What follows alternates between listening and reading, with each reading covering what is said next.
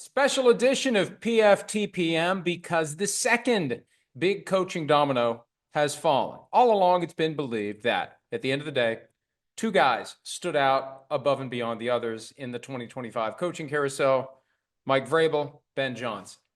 2 days, really less than 2 days, after the Lions' playoff run ended with a thud, Ben Johnson exits for a division rival. Ben Johnson and the Bears currently, and I want to make sure I get this 100% accurate, finishing up details on a contract with the Chicago Bears to become the team's next head coach. It's surprising for a couple of reasons. Number one, the speed with which this happened, because I had a conversation with someone in the know on Saturday while I was traveling to Philadelphia for the playoff game that we did yesterday. Johnson was in phase one of the entire process: information gathering, presentation of the options to be presented to him when the Lions were done, whenever that might be. They didn't expect to be done so quickly. Phase one moved with great expedition to phase final, and the deal was done. I tried to get a feel for what the ultimate factor was that caused him to pick the Bears. Gut feeling is what I was told. Now, the gut feeling is the product of a variety of things. And one of the keys is this: he wanted alignment with the front office. Nothing says money or nothing says alignment like money. If you're going to give the guy a contract that pays him a ton of money, we don't know the number yet, over under $14.5 million, although who knows how much of it we'll know about, how much of it will be funneled to Johnson through some other avenue. That happens from time to time, but it's possible he's blown the lid off the entry-level head coaching curve. Because remember, last year, there was a report from ESPN that teams were scared away by what he was looking for without ever telling us what he was looking for. And I don't think that was fair then. I don't think it's fair now, because maybe he was worth it. Maybe he was worth even more than what he wanted last year. Maybe he got more than he wanted last year. But I think money says a lot. Because at the end of the day, I am told that it is the Bears' show as to personnel. So he didn't get authority over personnel. He didn't get the opportunity to bring his own guy to be the GM like a Lance Newmark. Now, I guess possibly Newmark could be hired, but the Commanders could block it because he'd go from assistant GM to something like assistant GM. But Ryan Poles is the GM there, and the structure that was in place is going to remain. So what is the factor? Now, of course, quarterback has something to do with that, and we'll get to it. But money has got to be the thing that tells a guy, I have the gut feeling that this is what I want to do. And the presence of Caleb Williams says plenty, because Caleb Williams, the first overall pick in the draft last year, a guy that everybody had at the top, Jaden Daniels, number 2. Jaden Daniels has been great, but you flip Jaden Daniels and Caleb Williams, who knows what happens between the Commanders and the Bears. I don't want to take anything away from Jaden Daniels, but I don't want to just to assume Caleb Williams isn't the guy because the Bears had a tough season in 2024. So Johnson surely has opinions about Caleb Williams because he played him twice this year. Saw him on Thanksgiving as they were trying to tie the game in regulation and force overtime. Saw him another time. So Johnson had a chance to really take a close look at Caleb Williams, and he knows that division very well. We'll talk about that dynamic in a second. But I think between quarterback and money, that's the thing that ultimately makes the difference and tells Ben Johnson he's going to get what he's looking for and this leap of faith he's taking. Because he was concerned about that, I was told. He saw what others have done. Window opens, jump through it, and you land in a briar patch. Because teams that are looking for coaches typically are struggling. Teams that are looking for coaches often are dysfunctional. Teams that are looking for coaches need a lot more than one coach to turn it around. But if you don't turn it around, the coach is the one who gets fired. When it is a significant financial haul, that makes it worth your while. It's almost like hazard pay. Now, credit to the Bears if they paid him a ton of money. And we don't know the number. And again, I don't know that we'll ever know it down to .00 and the line item that's in the paycheck and whatever's identified in the contract with various clauses and wherefores and whereases. But I got a feeling it's a significant amount because I have a feeling the money screamed out that they're serious about hiring him. They're serious about turning it around. This goes back to the speed with which they fired Matt Eberflus the day after the Thanksgiving loss to the Lions. There was a vibe in the building that things have changed. There was a sense in the building that ownership has finally come around to doing things differently. In the past, ownership would have ridden out the rest of the season with Eberflus, never mind the fact that leaks would have emerged and everyone would have known that Eberflus is getting fired upon conclusion of the regular season. They moved fast this time. Was it perfect? No, because Eberflus did his day after press conference. And then after that, we found out he had gotten fired. But the Bears decided to change their ways. And what happened from the Bears' perspective, because some of the phone calls I made on Saturday also related to what the Bears are doing. They were doing a very careful and deliberate search. They were turning over every rock, and they were taking a careful look. I was told, for example, when it was time to do these Zooms, Ben Johnson gets a 3-hour Zoom, and Adam Stenavich, the offensive coordinator from the Packers, who hasn't had his name come up anywhere else in this cycle, he got a 3-hour Zoom, not a 45-minute check the box. We can say we checked another guy. Oh, we did this guy. Oh, we did this guy. I do have one semi-cynical point, though. I don't know that it's cynical. I'm trying to think of what happened between Saturday afternoon and today to move this so fast. Now, again, Johnson was in phase one, and as of Sunday morning, the plan was, once Johnson finished his duties with the Chicago Bears, he would consider his options and potentially take multiple second interviews. We didn't know what he was going to do. He was free as of today to meet with the Bears, to meet with the Raiders, to meet with the Jaguars, to meet with anyone else who might have come calling. The Cowboys, the Saints hadn't shown interest. The Jets specifically weren't interested because they feel like they shouldn't have to recruit somebody, which is their prerogative. There's value in getting the guy in the building and getting the deal done. And when the number is what it is, and his agent in the background has the opportunity to find out exactly what's out there. The agent was compiling all of the relevant information for Ben Johnson to sit down and look at it. So think of it this way. You're focused on your job. You know when your current job's over. You're going to sit down and see what's out there. You see what's out there. You've had your Zoom interviews. You know in your heart what you want to do. And that's why I keep coming back to money. Also quarterback. Oh, with the Raiders, he would have had a clean slate. I get it, but this isn't a great year for draft picks. And who are you going to find in free agency? And what's the roster going to look like? And you've got to deal with the Chiefs, the Broncos, and the Chargers in that division.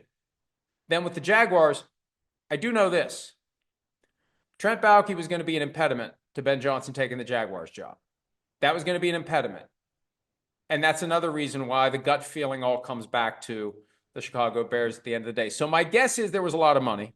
The reality is Caleb Williams is there. He knows the division inside and out. And, the Lions swept the division this year.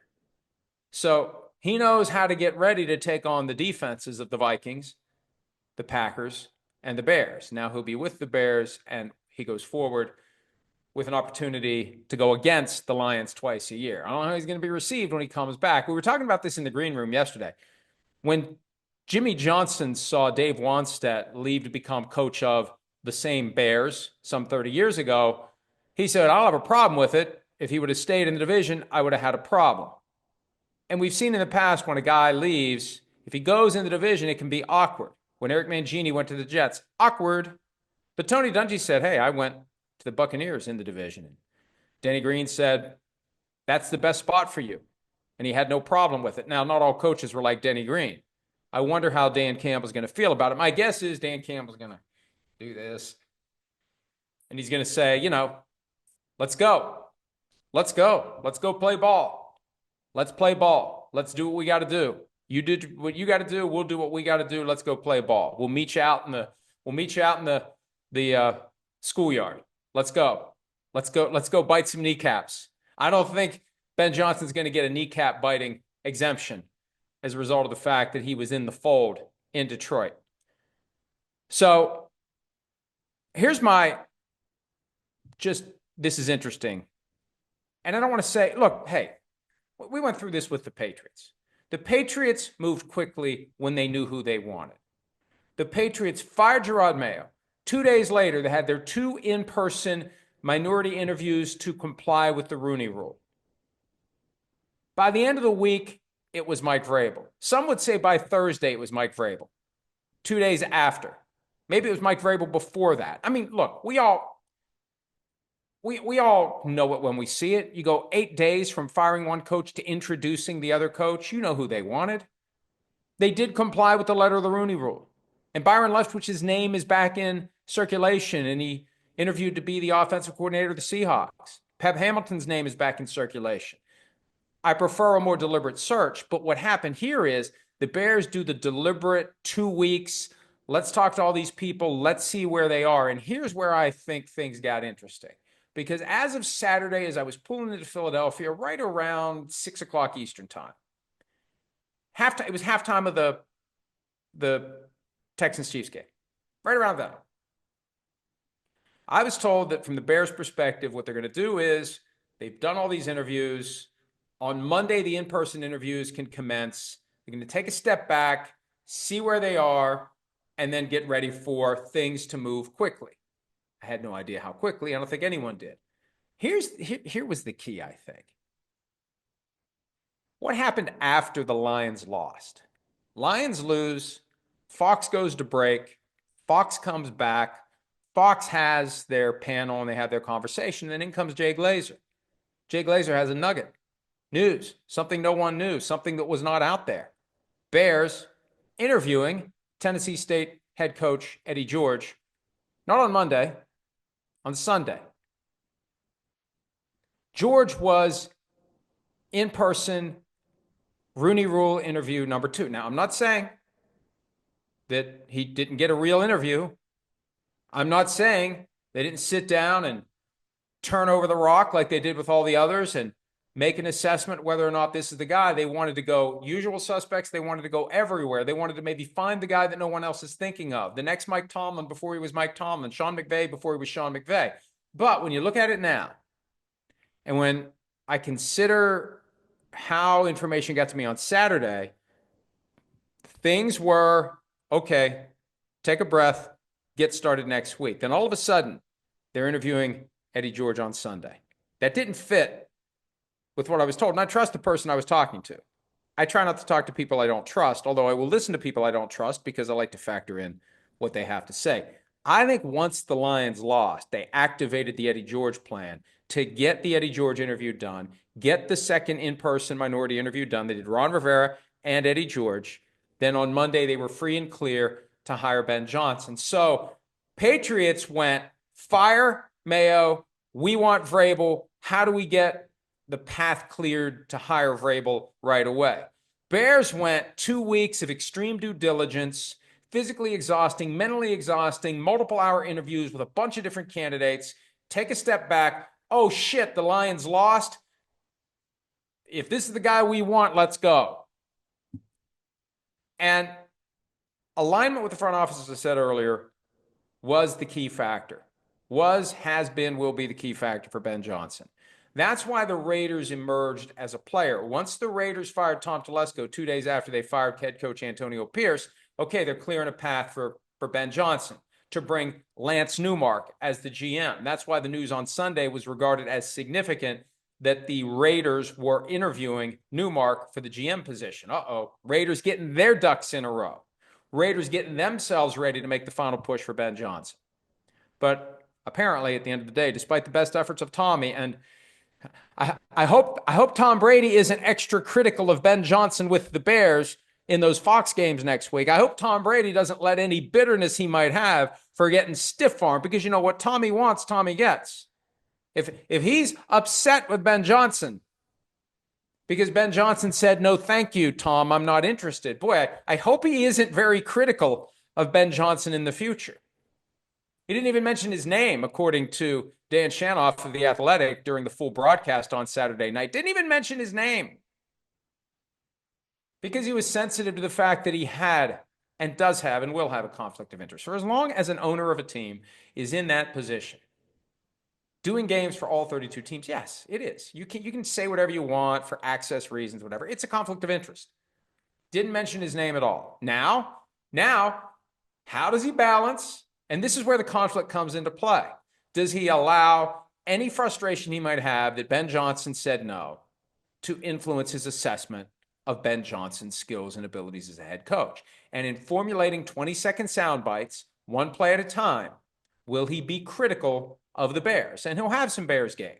The Fox network is the one that, even though the games can move all over the place, they get a significant share of NFC games, and CBS gets a significant share of the AFC games. So it's just, the conflict doesn't go away just because Tom Brady didn't hire Ben Johnson. Now that he stayed in the NFC and didn't go to the Raiders at a time when it looked like the Raiders really wanted him, that's that. And again, did it come down to money? Think about it. Again, it's a menu. You go to eat dinner. You got a menu with 4 options on it. And you see what you want. And in this case, when it was time to look at the 4 options, Bears, Jaguars, Raiders, stay put. And I guarantee you there were conversations with the Lions about what they would pay him to stay put, because staying put was an option. Staying put happened last year. Staying put could have happened this year. Lions, what are you going to pay me to stay put? You look at your options, and again, gut feeling. That was the thing that made it happen. And the gut feeling is the product of the objective factors coming together and creating that thing right here when you know it's right. We've all been there. It's a great way to make decisions. Some would say it's the hand of God subtly pushing you in the right direction. You feel it right here. That's why they call it a gut feeling. And that's why Ben Johnson's going to the Chicago Bears. Finalizing the deal. Crazier things have happened. Just ask the Colts and Josh McDaniels. But deal is being finalized, fully expected to be done. There's already reports that Dennis Allen will be the defensive coordinator, or he's a leading candidate to be the defensive coordinator, which is critical when you have an offensive coach who is taking over a team. Those pieces will all fall into place. That would have happened wherever he went, although it might have been a little awkward. Might have been a little awkward for Dennis Allen to go back to the Raiders as defensive coordinator when he was head coach years ago, but it didn't stop Vance Joseph from going back to the Broncos. So it wouldn't have been impossible. Gunther Cunningham once went back to the Chiefs as the defensive coordinator after being fired as head coach. So it would have been interesting. It would have been a little awkward, but it wouldn't have been impossible if that's what it would have taken to get Ben Johnson to the Raiders. But alas, that's not to be. So 2 down, 5 to go. Raiders, Jaguars, Saints, Jets, Cowboys. And now that in-person interviews can happen with coaches who are under contract with other teams, except for the 4 teams still alive. After conference championship weekend, obviously you can talk to the coaches from the 2 teams that lose, from the coaches of the 2 teams that won. If you did a virtual interview when you had the opportunity, you can do a second interview during the Super Bowl bye week. They can't be hired, obviously, until after the Super Bowl. It all comes down to who wins and who doesn't. But the process should begin to move. And there continues to be smoke linking Aaron Glenn to the Jets. We'll see if the falling of the one big domino that was still pending sparks other teams to move quickly. Sometimes that happens. A sense of urgency. It's like musical chairs. The music stopped. The music stopped 2 weeks ago. People are standing around, picking their chair. Now, 2 chairs were picked. We knew the first one before the music stopped. The second one, now we know. How quickly does the third one, the fourth one, the fifth, the sixth, the seventh fill up? We shall see, and we'll be tracking it every step of the way at ProFootballTalk.com. Thanks, as always, for sticking around for this special edition of PFTPM. I got a feeling there's going to be a few more of them over the next 2 weeks. See you next time. Hi, it's Mike Florio. Thanks for watching PFT on YouTube. Hit subscribe for the latest news and analysis from Pro Football Talk.